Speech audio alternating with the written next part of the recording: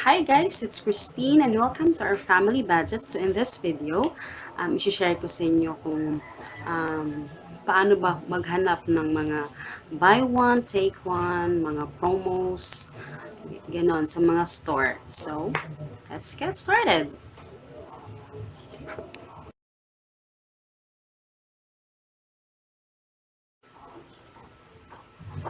So, paano nga ba makakahanap ng mga promos, ng mga buy one, take one ng mga products sa store?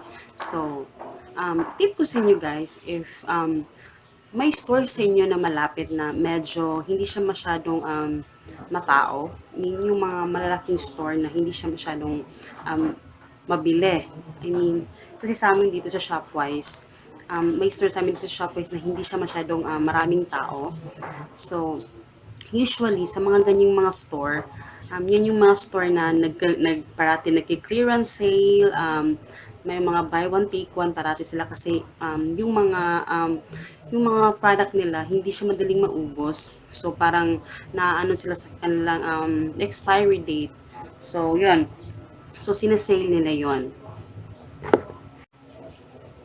So, try every week, pumunta kayo sa store or try to visit their Facebook or their website kung meron silang mga promos na for this last week sa month, baka mag-last sila. So, kailangan check mo na check, okay? So, first, meron akong nakita na promo doon nung last na nag-grocery ako, nakakita ako ng cereal.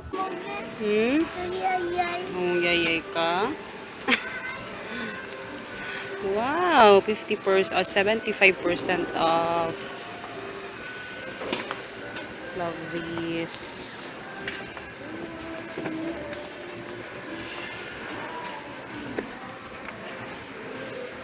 My God, 52 na lang.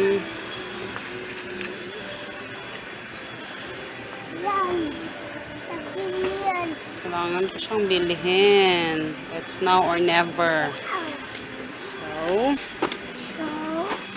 snacks. Snacks ni baby. Also, Golden Pops. 52 din to. Mura ha. Kailan to mag-expire? Check natin. May expiration date nito. October pa. Yan, October. So, nakaless na siya. So, eto yung cereal na nabili ko. Malaki siya. Yan. So, nabili ko to for only 52 pesos. So, nag-less siya na. So, first, siguro nung mga last week pa, nag-last to 50% lang. So, nung last na pumunta ako sa Shopwise, naging 75% na siya. So, kasi hindi siya naubos. So, pero, mag-expire siya sa October. So, instead na dalawa yung bilhin ko, isa na lang kasi baka hindi namin maubos. Tsaka paparating niya yung expiry date. So, yun. So, yan. Malaki siya. Ito yung kinakain ng breakfast ng anak ko minsan pag hindi niya gusto yung ulam. So, yan. Nakakita rin ako ng peanut butter na talagang muntik na hindi ko siya makita kasi nasa baba siya. Tinitingnan ko siya guys kasi 50% siya. So, 76 na lang. Ang tanong ko, masarap pa to. Pero mag-expire siya ng October Pro. Hindi naman naabot ng October to. Bilis na. So, eto yung peanut butter na binili ko. Malaki siya. Mas malaki po siya sa binibili ko ng peanut butter na Sun Harvest na medyo mahal yun. So, yun. Mabuti nilang nakita ko siya sa baba kasi 50% off pala siya. So, hindi siya masyadong kita kasi nasa pinakaibaba. So, tip lang guys, no, pag bumibili kayo kung naghahanap kayo ng mga mura na product, try to check sa pinakamababa kasi nandun yung mga naka-less. Yung sa mga ibabaw kasi, yun yung binibida nila na product. Example, yung yung mga mamahalin, yun yung ibinibida nila doon sa France. So, dapat tingnan nyo din sa pinakababa. So, yan. So, eto. So, tip ko din, meron pa akong ibang tip pa rin na pag bumibili kayo ng ganito, mag-expire to sa October 4. So, huwag kayong mag-impulse buying pag malapit to siya mag-expire, especially peanut butter to. So, may tendency na madali siyang masisira. Siyempre, malapit na expiry date. So, instead na dalawa yung bilhin ko, isa lang yung binili ko kahit naka-less siya kasi possible hindi talaga namin mauubos to. I mean, pag dalawa yung binili namin, hindi namin mauubos. Parang aabutan kami sa expiry date niya sa October. So, syempre, ano nung petsa ngayon, diba? So, pero at least, nakasave ako kasi 150 yung budget ko for this peanut butter. So instead, ang nabayaran ko is only 75, I think. Yeah, parang ganun. Tapos malaki pa siya. So, yan. So, nakasave ako nito. And nakakita rin ako ng bread. Pero wala nang bread kasi kinain na namin. Ubus na siya. Pero nakaless ako, it's a buy one, take one. So, pero kung meron kayong freezer, no, pwede mo siyang i-ref, I mean, i-freeze.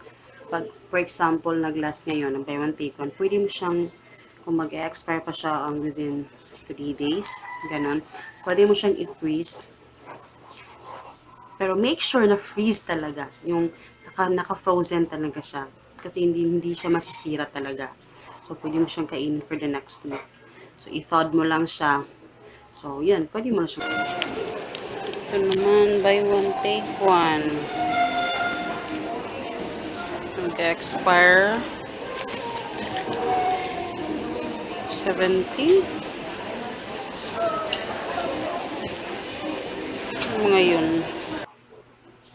And also, huwag kayong maging die hard sa isang store lang.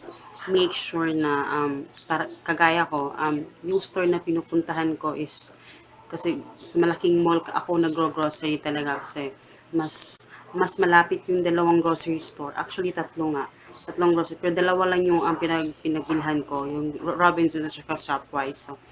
So sa Shopwise, hindi masyadong mahal yung ano nila, fruits and also the vegetables. So, hindi ako bumibili doon. Ang binibili ko lang yung mga less. So, naghahanap talaga ako. Nag-ikot talaga. Hanggang sa nakahanap ako ng mga promo items. Ganon. So, that's it. Yan yung mga tip ko sa inyo at mga pinakita ko sa inyo ng mga promo at buy one take one na nabili ko. So, yan. Ganun ako mamili ng mga promo products. So, malaki yung nasisave ko dun. So, I hope you guys enjoy and please please give me a thumbs up and comment below kung meron kayong mga katanungan and subscribe to my channel and see you in my next video. Bye!